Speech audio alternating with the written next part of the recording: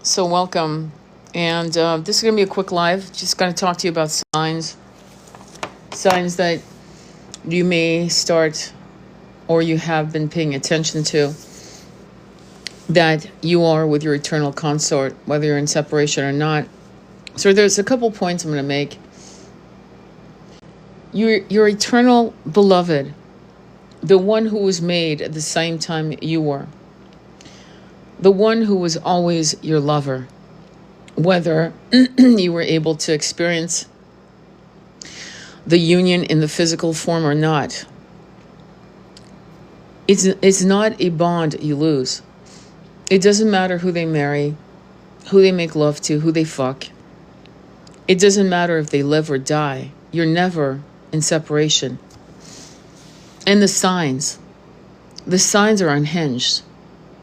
My client, I did a hypnosis with her for about 3 hours yesterday. And he has a particular name, but I'm going to make it up just so that I keep her privacy. His name is Rick. And her daughter is passing. She's going to be logging into her accounts to see what her results are. And I kid you not, the sign, the password was Rick, not R-I-C-K. Again, the name is made up, but it's the same type of concept. It was R-I-K-J-O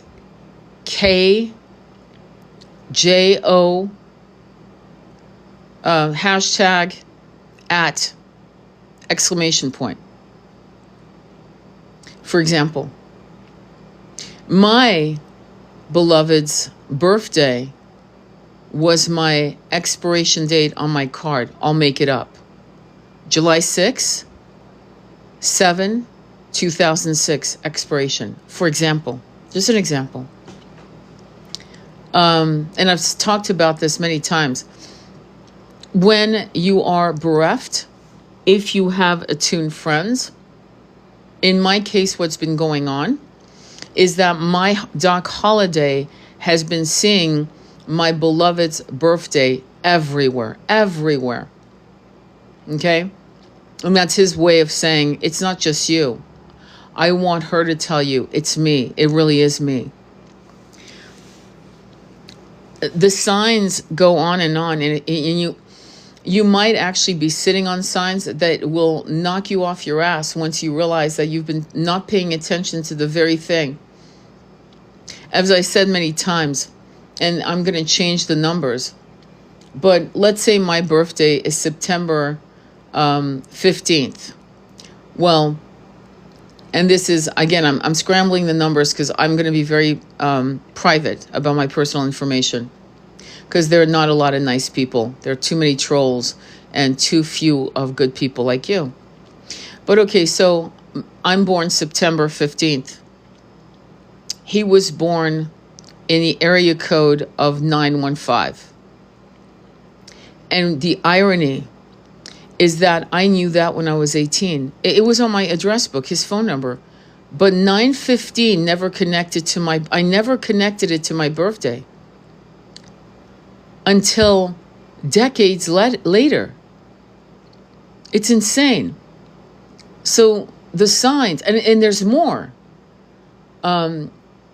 When the universe is talking to you, and if God could talk to you, God would talk to you using mathematics. And so that's why we have this phenomena called angel numbers. And the meanings are so different.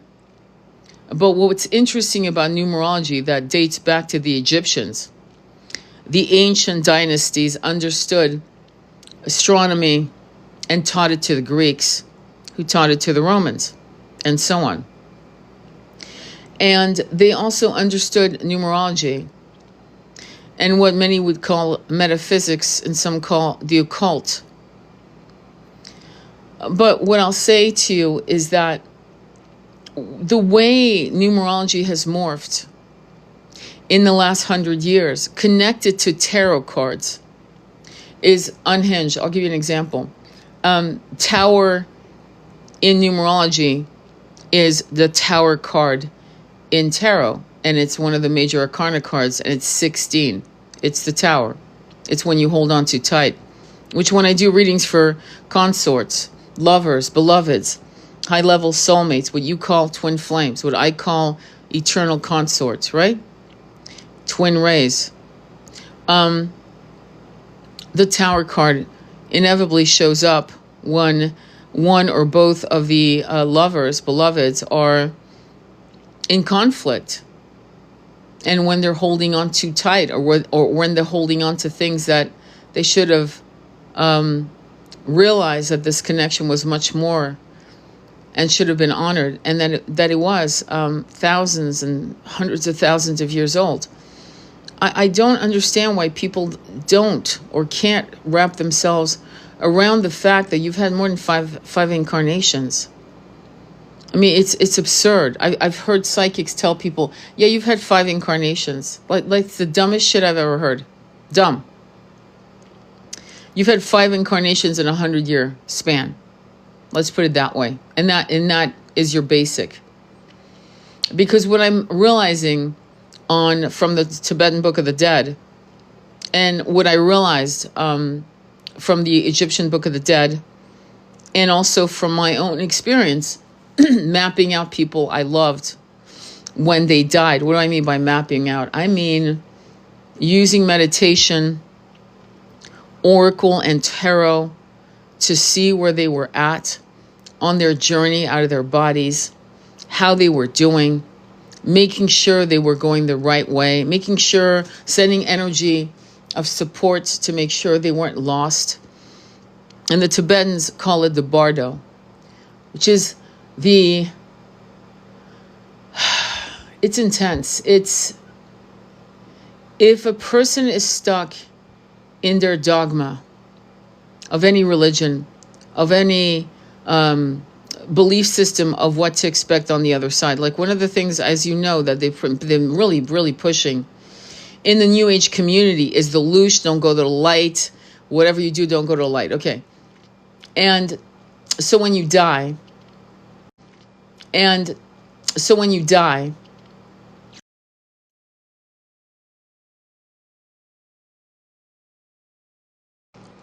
will start enacting itself. You start living the very things you fear, and in the other side of the veils. And this can go on, I guess, in human terms for months, years. And so that's why one of the things that's really important when people are on their deathbed and dying is not to yell or scream. You would think people would understand that. This goes back to the ancient antiquities, where they would hire, especially in Rome, they would hire professional mourners, women who would wail and weep and, tear at their clothes, tunics. That is not the right approach.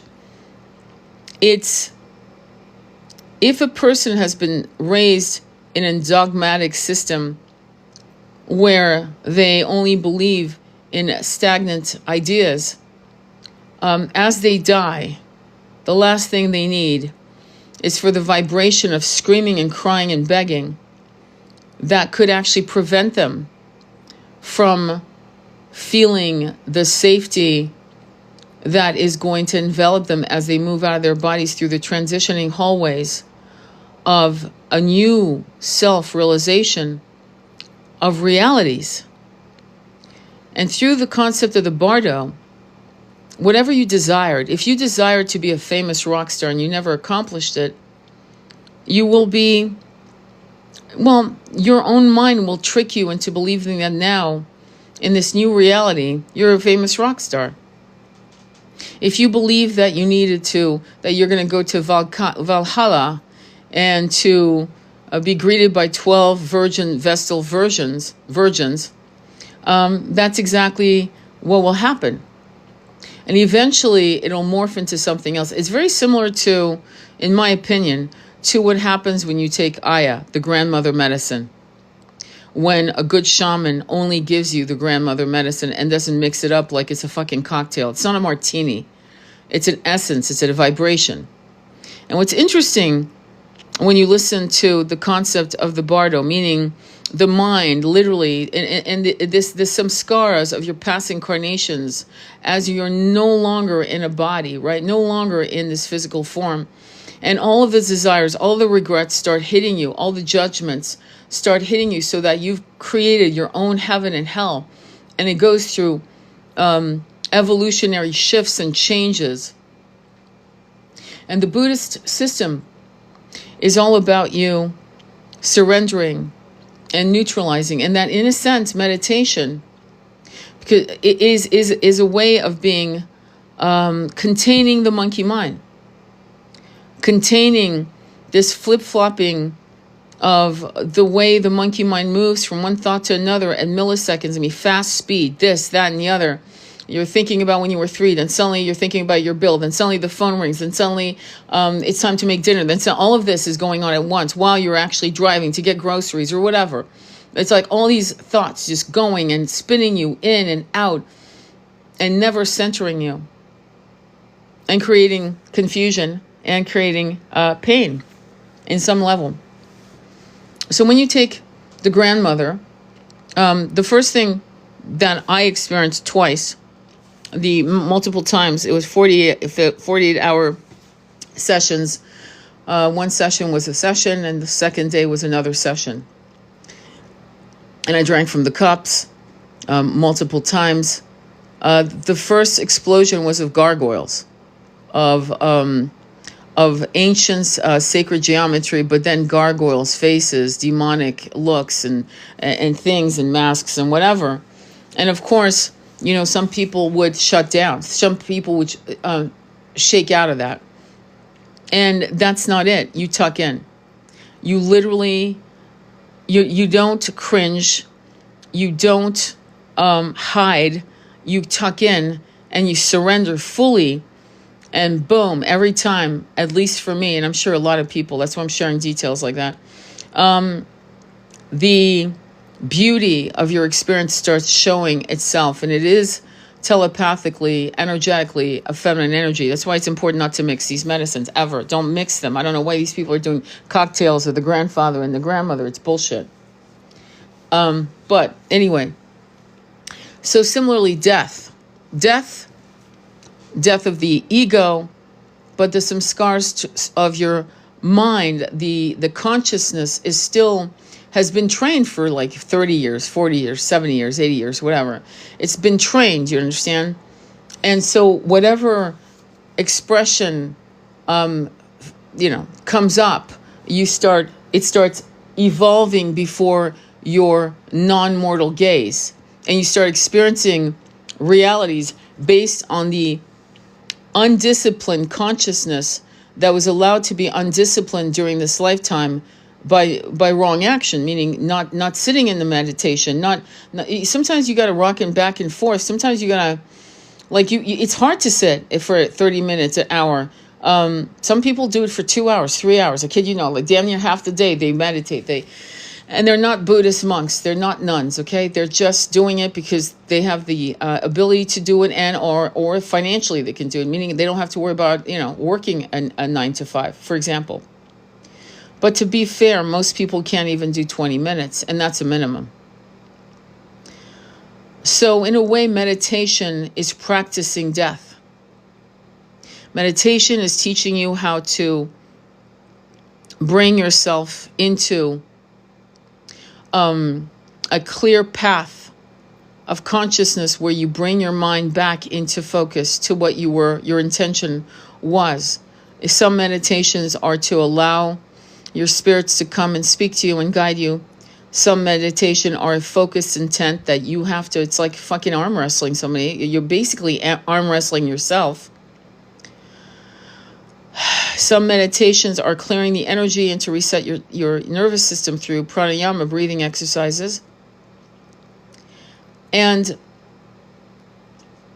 when you start doing that, when you start meditating, and we'll go back to the Bardo and the idea that the nightmares, the hell, the purgatory, the heaven, is really all in your consciousness. You created it, and it will dissolve, and your next thought will dissolve it with your feeling of guilt, regret, shame, whatever.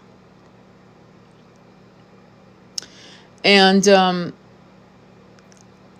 I'm not fully 100% in alignment with Buddhism, just so you know. But I did give me a sense that the Bardo explained why we would incarnate like fast. Like, give me a fucking body, anybody. Just give me, oh yeah, there's a baby coming. Oh, she got pregnant. Yeah, let me take that. I want out of here. I just want to get the fuck out of here. And we would plunge ourselves into these bodies. And this came to mind in my 30s when I was reading a book on reincarnation. And I think I've mentioned it before, but just once again, where a young 18-year-old virgin male was a World War I pilot and was shot out of the sky and died. And he was like, wait, I mean, what do you mean I'm dead? Like he was aghast. He was like, I've never made love to a woman. I'm 18. This is too young. I want more life. And so this was through hypnotherapy, where this new person, I think it was a woman who reincarnated as a woman, came back immediately into the body of her present life, was remembering the past life as a World War I pilot. And this desire to just jump back in, because if they are right about the Bardo, meaning if they are right about the lack of consciousness that many of us have done in many of our deaths, do you understand? Depending on the blueprint, foundational system of these three Abrahamic religions and other religions before that, that would control us and control our minds and limit us and make us fearful of the unknown again and again. It would be obvious that a person would say, I want out, get me a body. I just want any physical body. I don't give a shit. Just get me out of here. We know that there's life forms on other planets, other humanoid types, and people are remembering those incarnations. But I think the journey of out of 3D, right, isn't just on this planet. It's when we die. The journey continues unless we can master ourselves. And this is not an easy task, okay? By no means am I saying this is easy. It's very difficult. But if we are able to do it to some level of success in this incarnation, or at least to be self-aware of it, then if we hit the fucking 3-ring circus that seems to be the Bardo, in my opinion, right? From our own consciousness shifting and swaying with our moods, then we should be able to master that with some ease.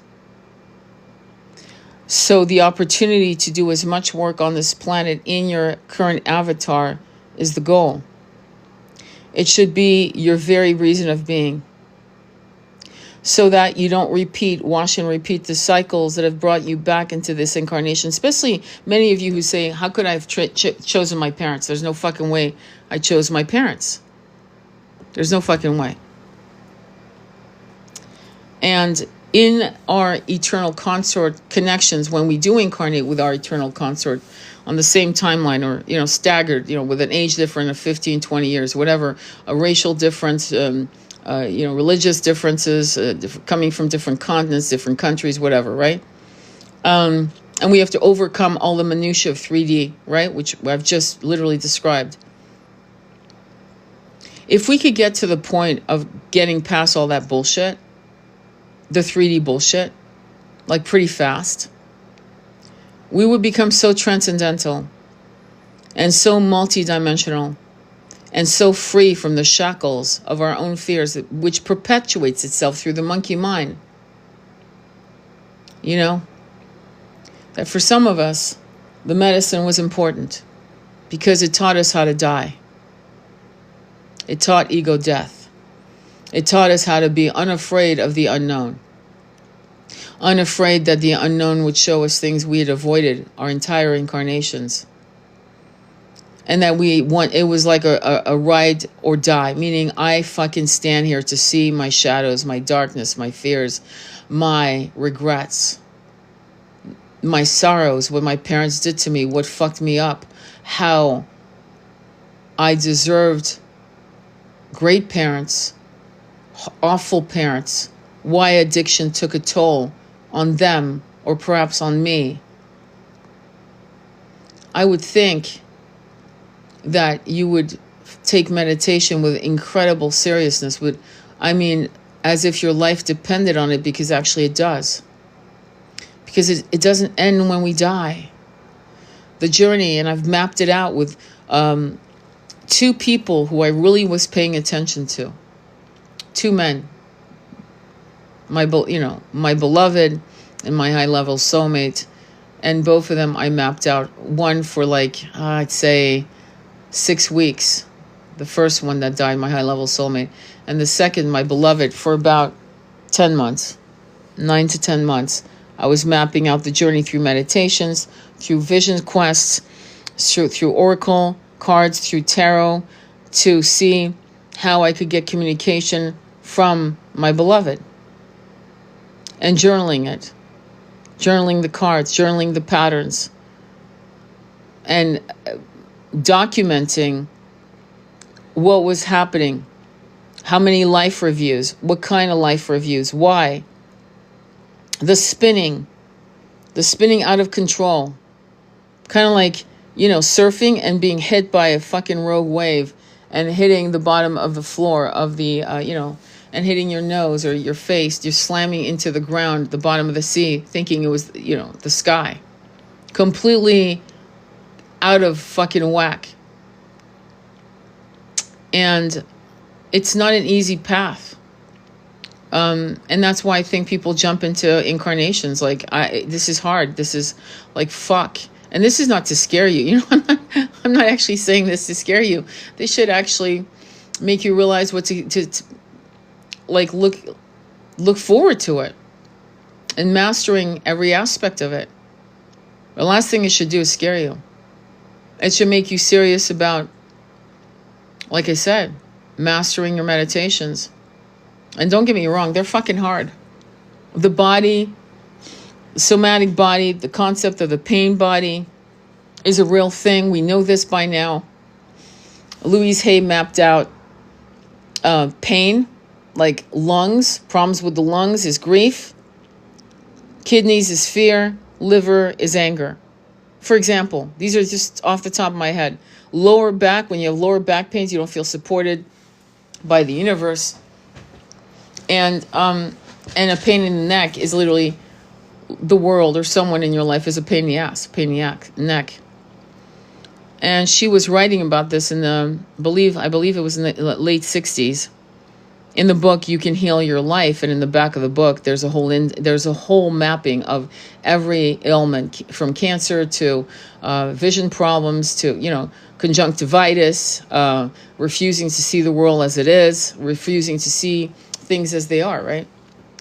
So I know I started this live talking about signs for your beloved, but signs with your beloved would be I'm going to make it up. Let's say his name is Kriyu.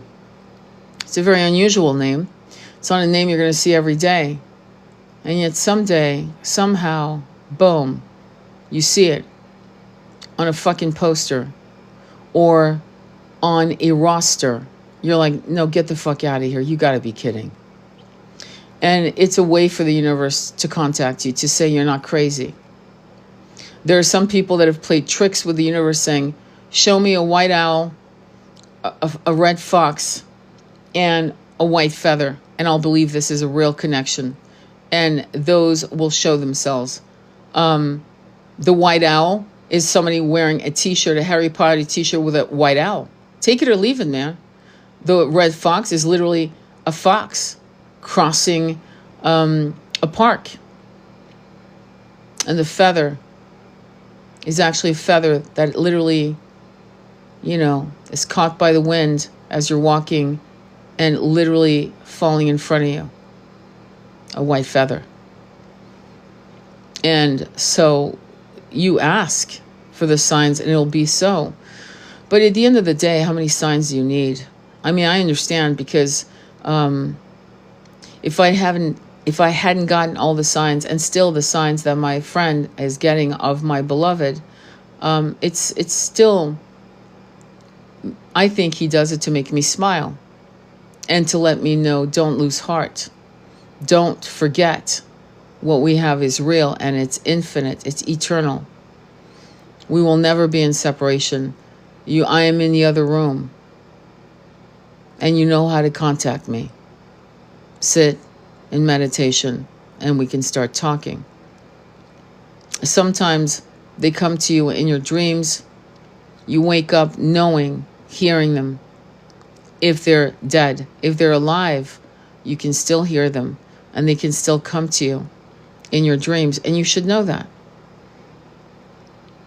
This kind of connection, this bond, this umbilical cord, the lifeline that ties around your waist and their waist, is not a jail. It's not a punishment. And it's not codependency. Clearly it isn't, because the people who are in these relationships are probably the most independent people I've ever met. They develop massive independence. It's part of the journey. It's good to want to have a life with them. It's bad to want to live only if they're living with you. Because just like the Bardo on the other side of the veils is a thing controlled by your mind, your consciousness, so is your incarnation here. We go through doorways of realities and consciousness shifts. And it sounds perhaps quite esoteric, but I'm trying to make it as simple, I think, as possible to understand these various realities. And we all talk about the denseness of this planet, not because it is not a beautiful planet, but because there was a system of oppression that we all can clock back to Atlantis. That's when it really started getting ridiculous. And the oligarchs have morphed and reincarnated again and again with their supremacy and their need for power. And we have been the cattle of humanity, pulling the plows, working from sunset to sundown, and distracted with bread, blood, and circus. And all kinds of distractions have been created to make sure that when we died, we would be trapped by the Bardo, by the flip switch of our consciousness, our fears, our own worst judgments, going into hell, moving into heaven and purgatory, all at the same, like within minutes or seconds or hours or months of each other, that we would beg to get back into the loosh because we could not master ourselves on the other side, because we never mastered ourselves on this side of the veils. So that's what you're being asked to do. Everyone agrees that has a half a brain that this is the most important incarnation you have ever experienced to date. I don't care if you were a king or a conqueror or a queen or a messiah. This is the one where we have never been so clear about the information that we can share with each other, and how amazing it is for us to have at our fingertips talks, beautiful esoteric talks, philosophical talks, videos, books, high frequency sound, and real, intense, you could say metaphysical, scholarly work that is right there at your fingertip to harness your power, so that the next time you incarnate in any realm, in any dimension, you do it from choice and you do it with full consciousness.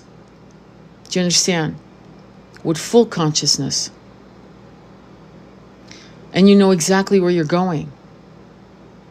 And you become the person who chooses the vessels, who chooses the parents, not to learn a lesson. Like I chose my parents to learn certain lessons. but to maybe perhaps volunteer again, to become a teacher here again, especially as it goes through the transition of the ignorant system of 3D into 5D. Many, many teachers will be needed for the transition, which will happen, to write new books, new holy books, to write and to speak about what we were before we became 5D, when we crossed the veils into higher levels of consciousness. We will need those teachers. And I know that many of you will say, I'll never come back here. But it will never be as it is now. There will be a shift. And this beautiful planet will become the magnificent planet it once was. And it will be again. But when you realize that death is not the answer, in other words, until you master yourself in this incarnation, like do all you can to master yourself. It's almost like I said, The Art of Dying, George Harrison, The Art of Dying. You should maybe listen to that song. And it is. And I've said it quite often. The way we die, those moments, the crossing over, the journey. I don't know why they sold us a bag of shit that we have one life review. That is such bullshit. It's a joke. It makes no sense if you really think about it. Why would I have one life review? Just this life? No. You're going to have this life review, contrasting another life review from a past life, contrasting a potential future life review, contrasting another past life review, going back to the last life you had. And what you did and what you said and what you regretted and how what you said to people and how you hurt them, and to literally experience how you hurt them. It's multiple stages. It's not just one. It's not a clear ride. Oh yeah, here I go. Oh, I'm going to find my, oh yeah, there's my soul tribe. Oh, life review. Okay, we're good to go. No, there's some shit. And it's all about mastery. And it's mastering the feeling of the unknown. The irony is you already have done this before and you know, but yet you don't know. You forgot. Your system has been wiped clean, or seemingly wiped clean. Just like we have an iCloud for our phone to download into a new phone, you have the same system. Akashic records are there for you to access, and it is all of everything you've ever been, will ever be, and beyond that.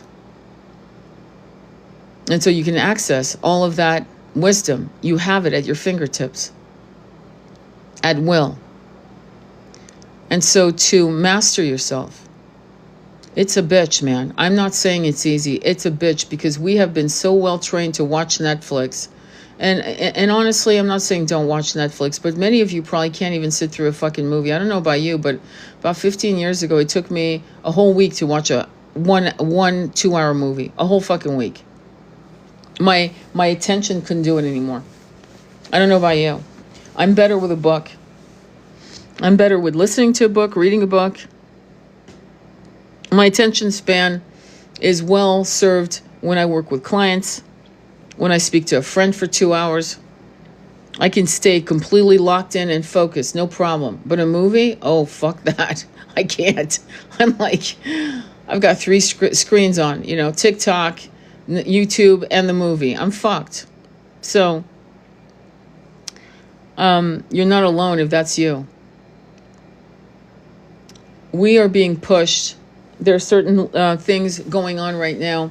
I'm sure some of you who follow me, some of you who are in my group, you know how I can get extremely intense, extremely passionate about shit.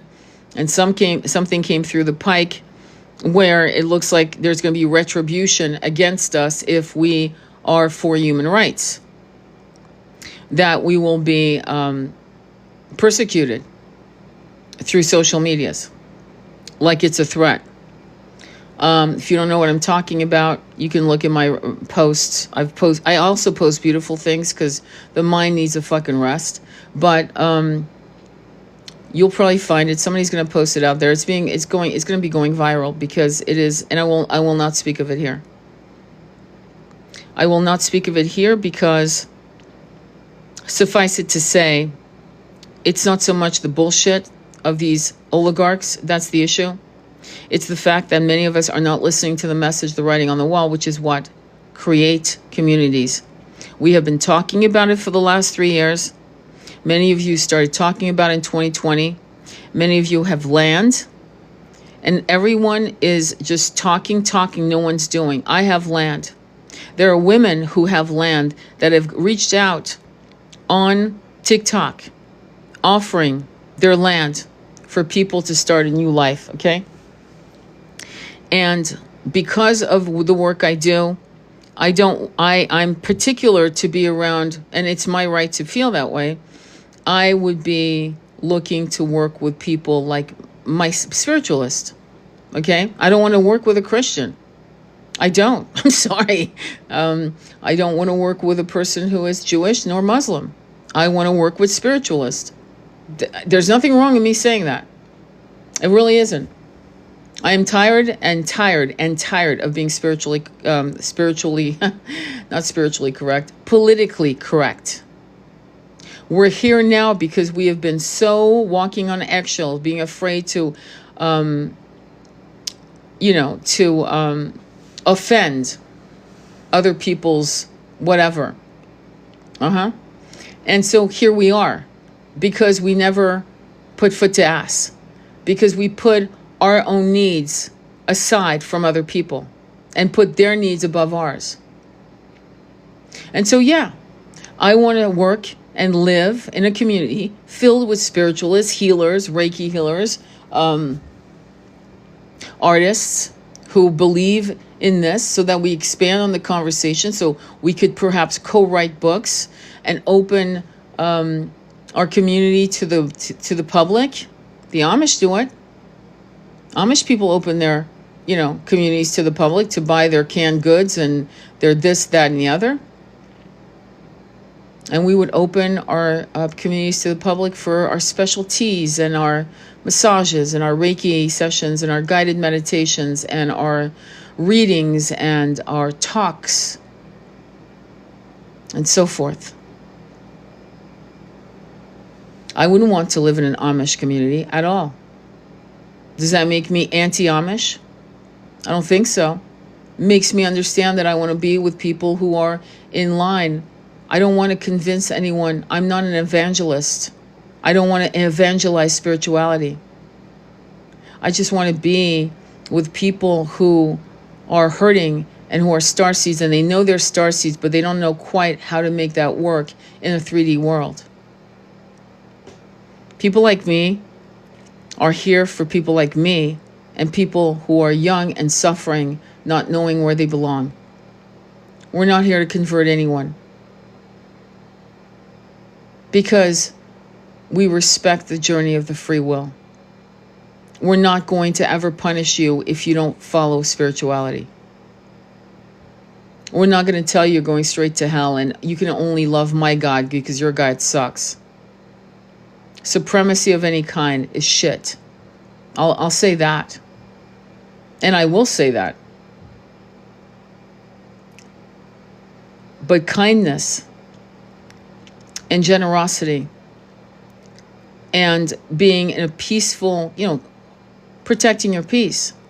And protecting your peace is, if you're a vegetarian, it probably is not a good idea to be in a community filled with hunters.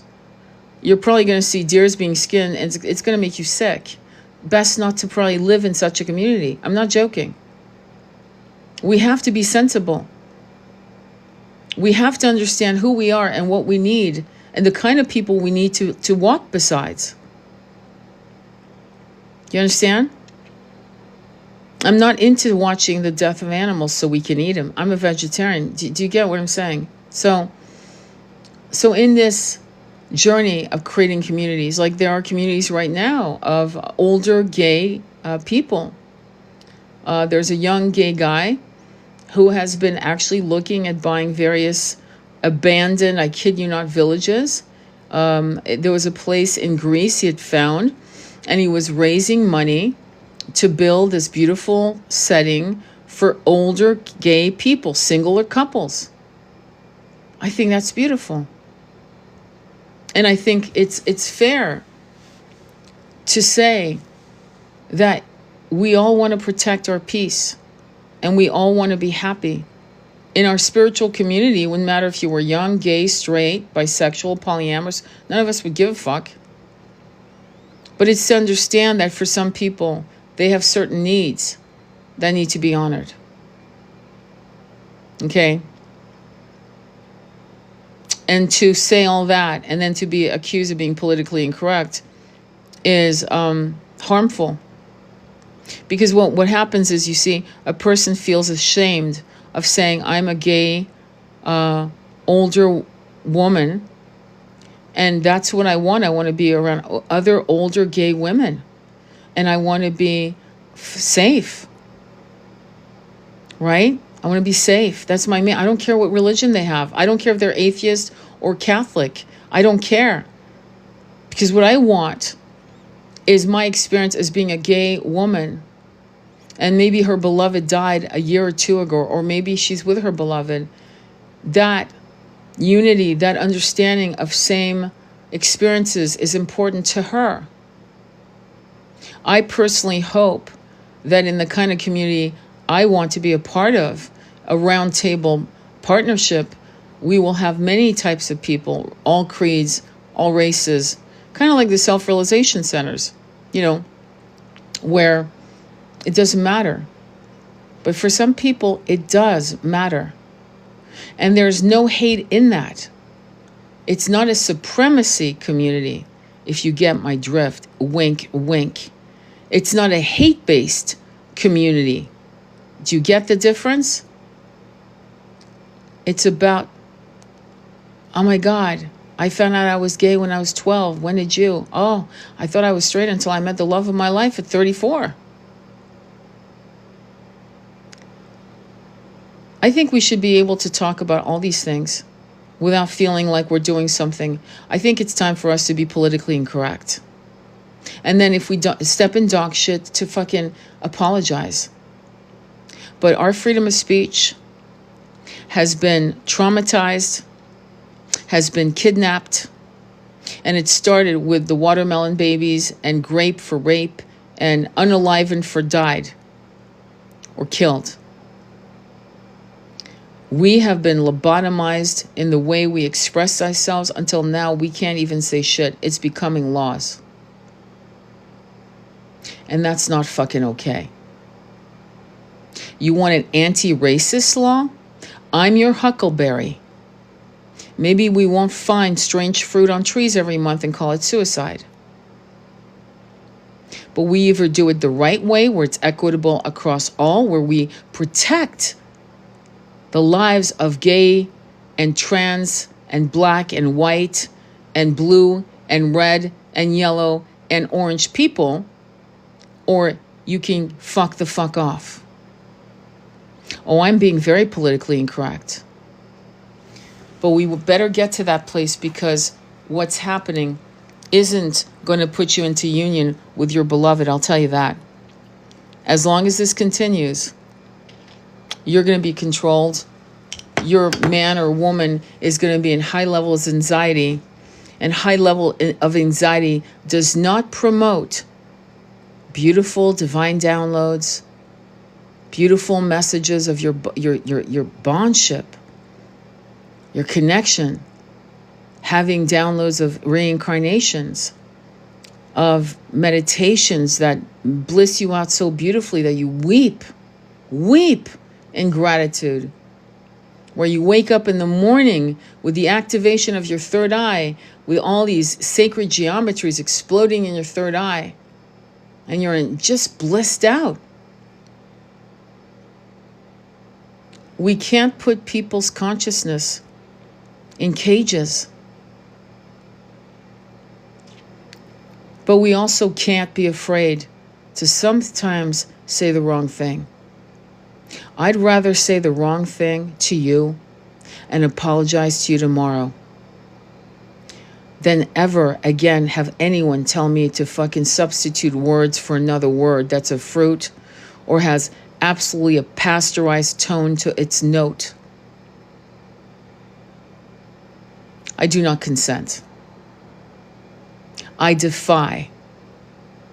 Albert Camus said something to the effect of, sometimes just you being alive is a revolution, is a defiance. How are you going to be alive if you're constantly editing yourself? Is that a life worth living?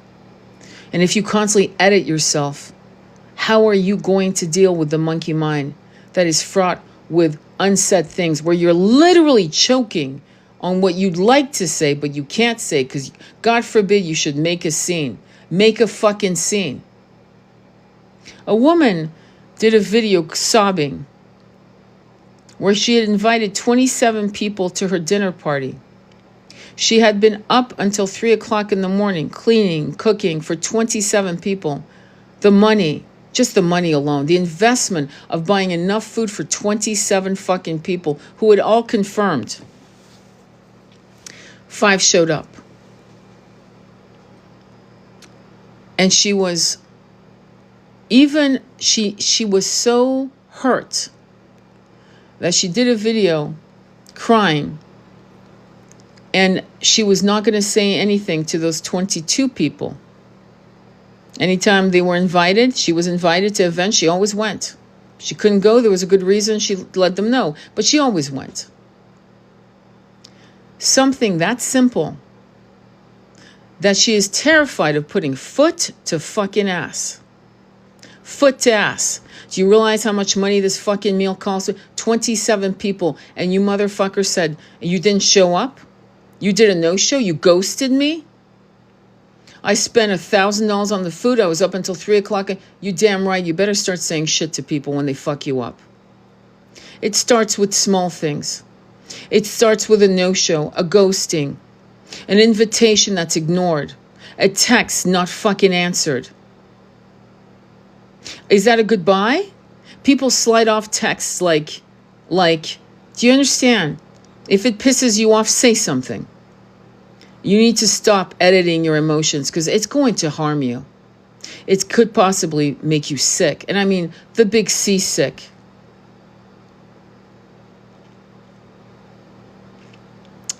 When people get physically sick, and I mean seriously hospitalized sick, it's 2 things. They constantly explode in anger, constantly, or they constantly choke on it. Protect your peace, but put foot to ass and cut people out of your life. If people, because the level of disrespect that's accepted is probably one of the reasons why you're not in union with your person. There are multiple reasons. Multiple reasons why people aren't together. One of them is being afraid to disappoint the family. Well, I'm married. I've been married 22 years. What happens if I leave my wife of 22 years? The kids are grown. What will people think? What will people say? Who gives a fuck?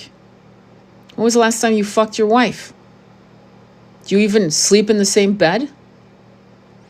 People are too afraid of what people think.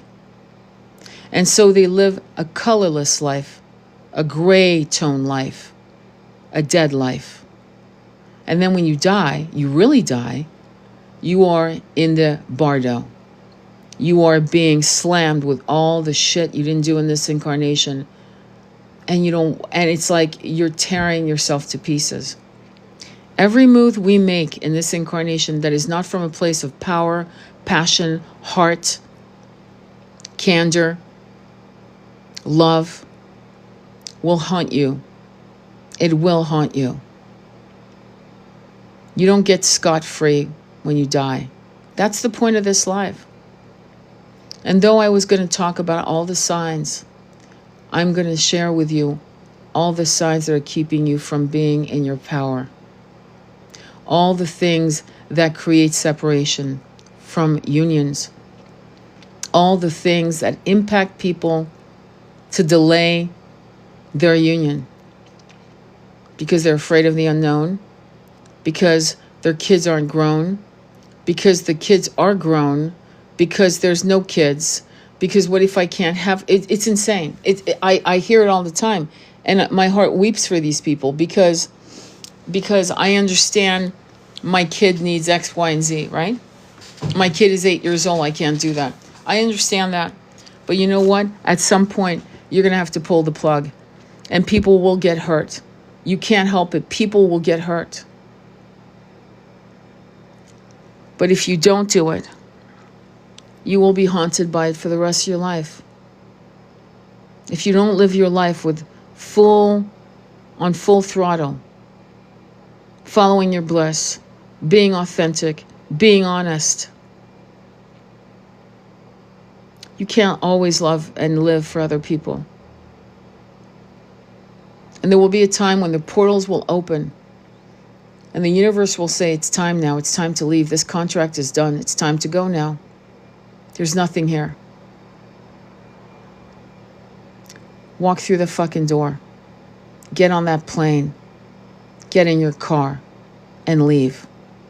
And start something new, a new authentic life. But stop being afraid of being with the love of your life or doing your passion, experiencing everything you've ever wanted to experience. We cannot, in these incarnations, ever get too comfortable. We are nomads. We have always been a nomadic soul tribes across the planets in the various starseed nations. All around this planet, we've always been nomadic. You better remember that. It's how we're wired. It's why sometimes you're afraid of your own wildness, because you are wild. And you do love the adventures, these incarnations, the unknown. And yet, somewhere back there, maybe 500 years ago, maybe 1,000 years ago, something broke in you. And you forgot yourself. You forgot how to just trust your heart. And yeah, soul contracts come and go. We do outgrow people, you know. And when you are in a spiritual journey, you can't go back. The doors are closed. The bridge has broken. There is no bridge. You can't go back. You're far, far ahead now. Too far ahead to go back. And so you're either going to play small and literally regress spiritually, literally lobotomize everything you know is true, and put yourself right back in that cage. When I first come to see my beloved after 33 years of separation, 33 years since I had set eyes on him, the last time I was 18 years old. It was 6:30 in the morning at the airport, and I was freaking the fuck out. I was sitting there. If you had seen me, you would have thought I was calm and collected, but my monkey mind was going absolutely insane. I wanted to run. And I thought, and I've mentioned this example of a lioness whose paw had been harmed. You know, she'd been wounded, very badly wounded. And she had been, and I'd seen this video a long time ago, like in the 70s, thereabouts. I think it was, I forgot what the movie was, about 3 cubs. Anyway, and I remember, thank you, my love, that I remember when the lioness was healed and how they obviously transported her back in the brush, the African brush, and opened the cage, and she hesitated. She didn't want to go, and they had to prod the cage to push her out, kind of like, rah, get out, come on. And she wouldn't go. And then she finally did, kind of slowly, and looked back at them. And they yelled at her, and she ran into the forest, the high brush, whatever. And I was sitting at the airport, 6:30 in the morning, and I said to myself, get on that fucking plane. Get on that fucking plane now. And I did. I did. And even my son says, if I hadn't left, we would have probably been homeless. Because I would have gone with what I knew. And I would have never become what I have become. And still becoming. The journey is not over.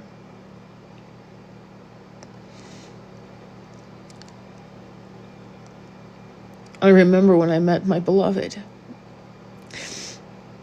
And he cried and cried and cried, touching my face. And I cried. God, life had beat the fuck out of us. We were still handsome. But man, the world had done a number on us. And we both saw it. The innocence stripped from our eyes. The lines in our faces. But our souls remembered each other. And our souls were young and passionate. And we had some fucking hard time of adjustments. It was never an easy ride. He was hard, I was hard. And we were like two gladiators circling each other, trying to figure out if we could trust each other. And eventually, I went into my Shakti energy. And we would be in the bubble of that Shiva Shakti, Krishna Radha. And the bubble was when we were alone. Because the minute we came out into the world was jealous. The world was wondering what we had. What was this? And they wanted a part of it. The men wanted a part of it. The women wanted a part of it. And if you're still playing from the old template of ego, this is a different and a very difficult thing to overcome.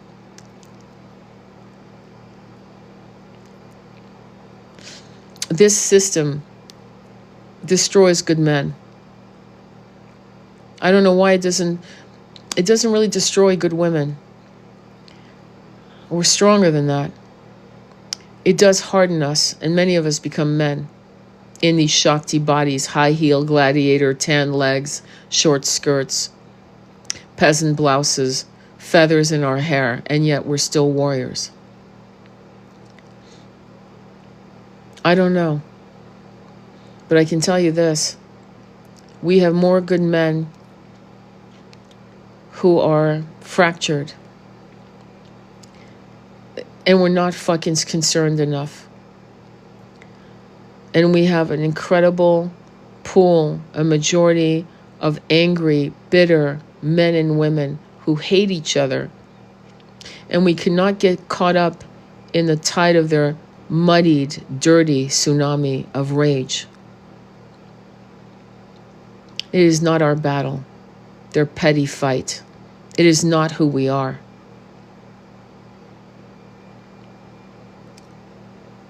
You've got to, some of you will have to realize that your 3D beloved, your eternal consort, is lost in this system. And you're going to have to learn how to live without him or her. They are enamored by the matrix, all the bells and whistles, all the trappings of wealth or luxury or trips or vacations and whatever the fuck they're going after. Some of them are completely enmeshed in addiction.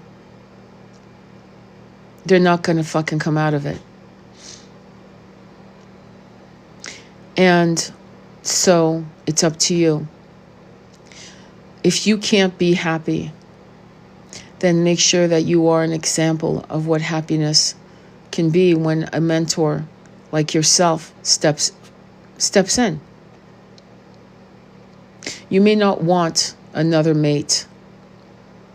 You may say, all I want is my twin my eternal consort. It's all I want. And I understand that. But some of you are too young to be celibate for that many years.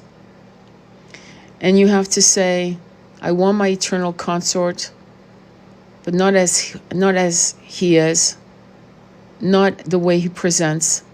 I want him healed, or on a healing path that will not deviate. He won't go off the rails. He's walking towards me. We're walking together. I want him or better.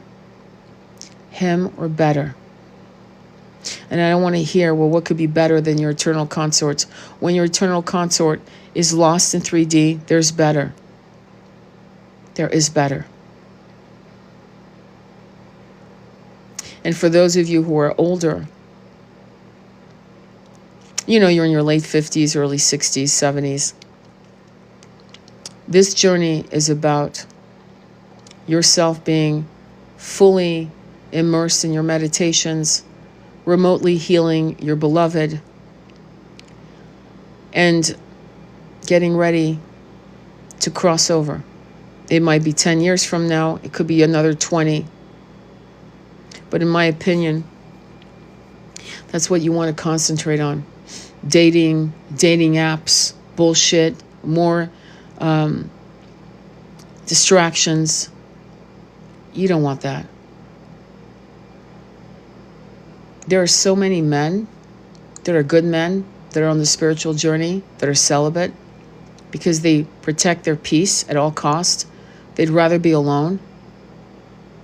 They'd rather hide, hermit, because the rage of the feminist movement that has fractured itself into some pretty toxic fucking places.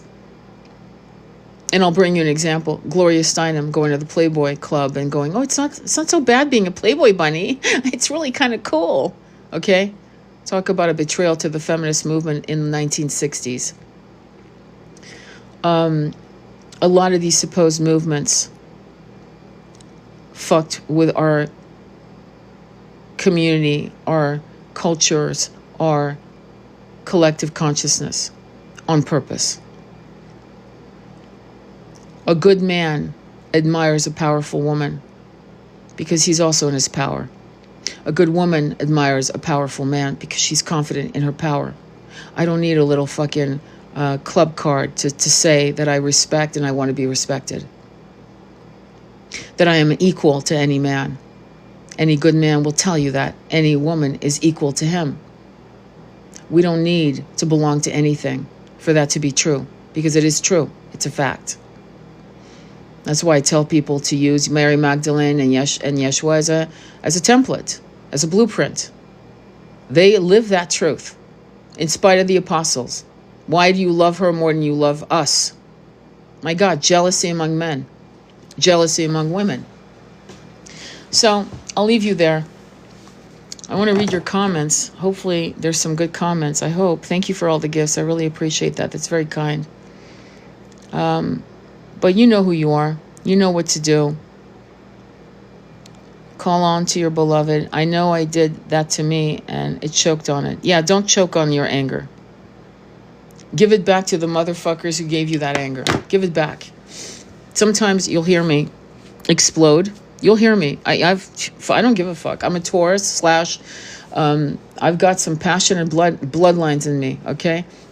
We don't just, oh no, I'm just okay. I'm just going to go in my corner because my feelings don't matter. Oh yeah, no, foot to ass. Fuck you. You just fucked up. I've called people out. I've called clients out. Nicely. You don't have to be an asshole about it. You don't have to call people names. But I've called people out when they go too far. And they've come back to me saying, thank you. I'll give you an example. I have a beautiful client. I'm about to meet him in about an hour. Beautiful unicorn, young man, under 30. Beautiful soul. The system has put him through the meat grinder a couple times. And I mean the system, okay? He's got great parents, great grandparents. And we had an appointment for a healing session. And he went MIA. Like, I literally didn't hear from him for 3 months. And I went, holy fuck, man, did he die? His phone was dead. Like I couldn't reach him. I couldn't email him. I wasn't getting any response. So one day he texted me going, hey, I want to go ahead, and I went, what? Oh, no, wait, hang on. No, you don't just go off the planet like that and like don't respond. You had multiple ways to respond, because I thought he was in jail, dead, whatever, committed, you know what, huddy-cuddy, committed suicide. I didn't know, right? And I called him on the spot and I said, look, I'm not trying to, but what the fuck happened, man? Because I thought you were dead. Like, you've got to say something to people who care about, like, I care about you. I'm not your person, your healer, whatever you want to call me, because I just want your money. I give a fuck about the people I work with. Why would you do that? And when, no, I'm really sorry. No, you're right. I go, no, you need to sit with that. You can't do that to, God knows, are you doing this shit to your friends? Are you just going MIA and not saying anything? He had been hospitalized. He had. And he said, I'm really sorry, I should have said something. I said, yeah, you should have, because actually I have another client who's gone to MIA and I've been sick. I can't reach him. I don't know what happened to him. The last thing he had said to me was, I'm going through a rough time, I'll handle it. And I said, look, just call me. Let's just talk for free and don't worry about it.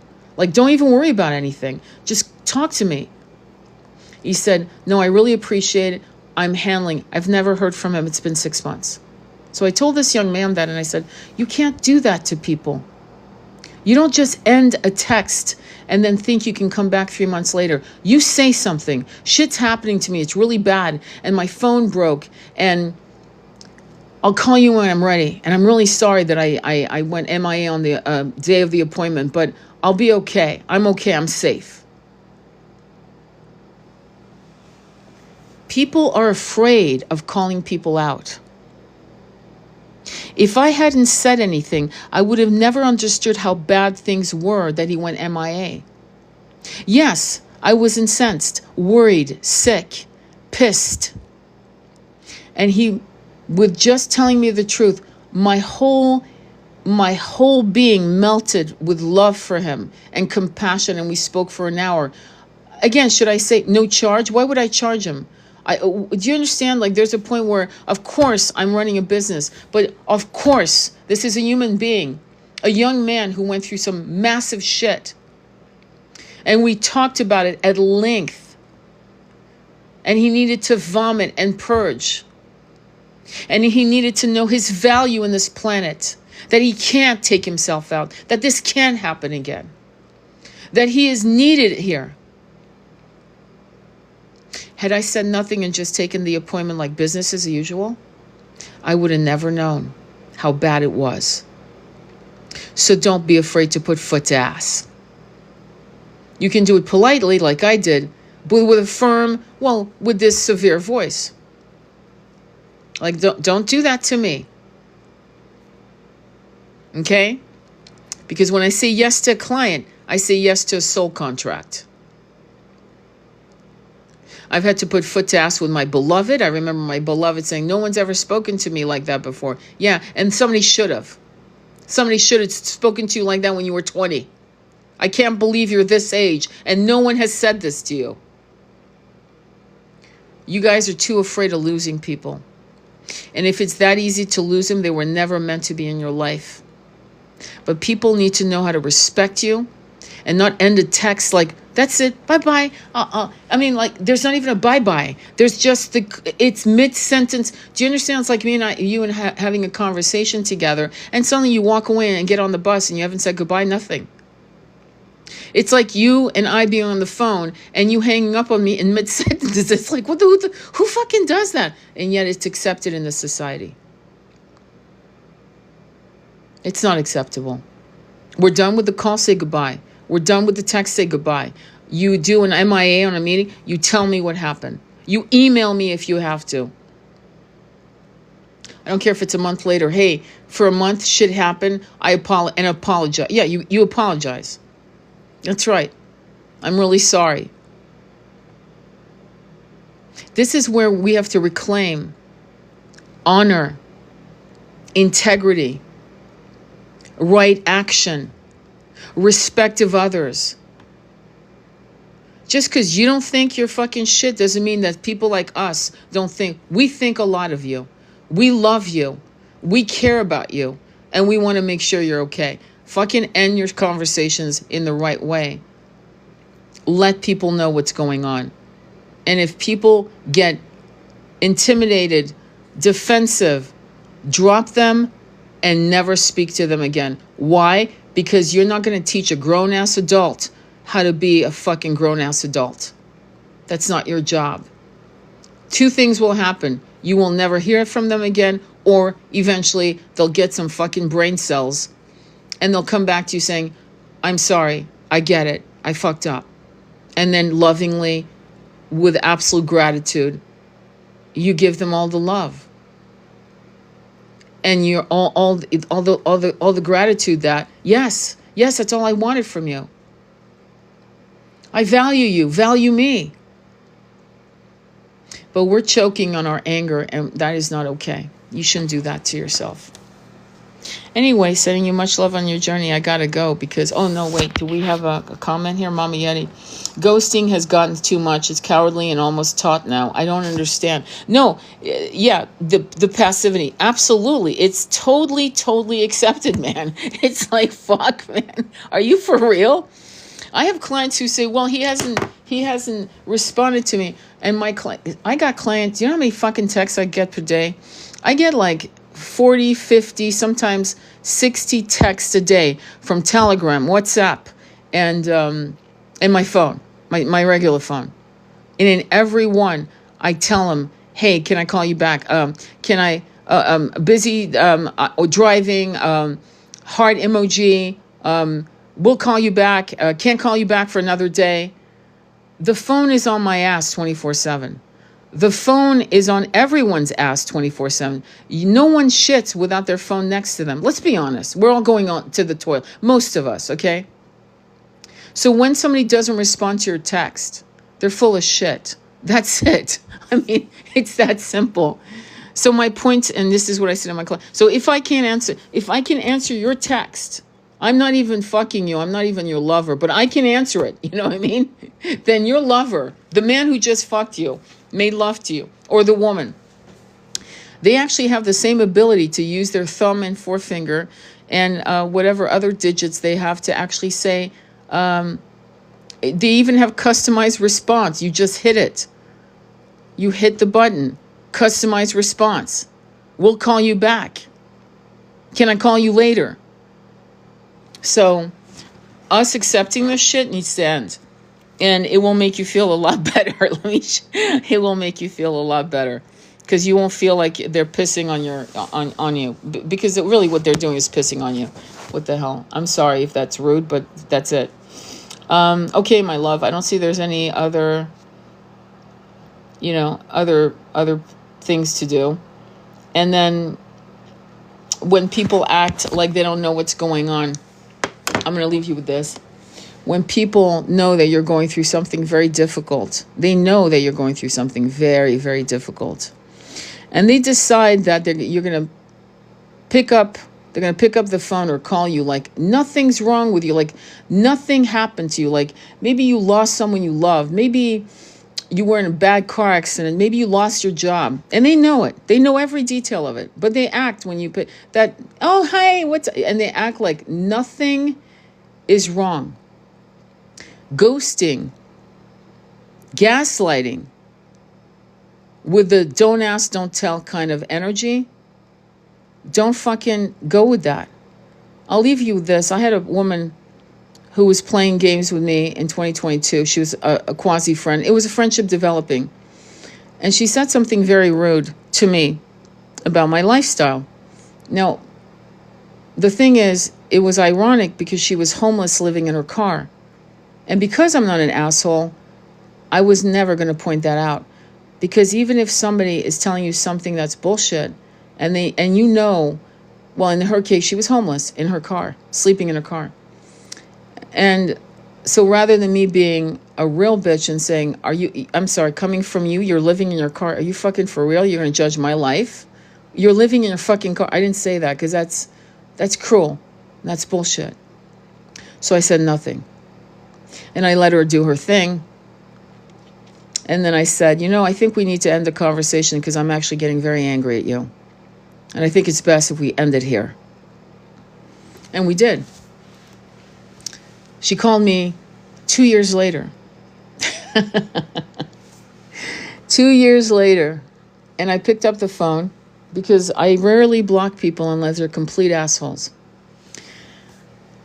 And she said, my life's been very hard, this, that, and the other, blah, blah, blah. And I listened.